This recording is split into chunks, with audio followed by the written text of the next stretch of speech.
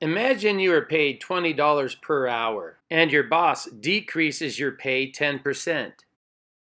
A month later, he decides to increase your pay 10%.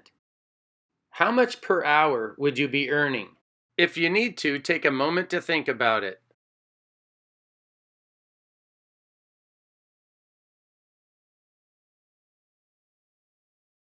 Let's see how you did. Your hourly wage would be $19.80. Here's why. Your starting pay was $20 an hour, and 10% of $20 is $2. $20 minus $2 is $18. Your reduced pay would be $18 an hour, and 10% of $18 is $1.80. $18 plus $1.80 is $19.80. Your new hourly pay would be $19.80. Show me some love. Like, comment, share, and subscribe.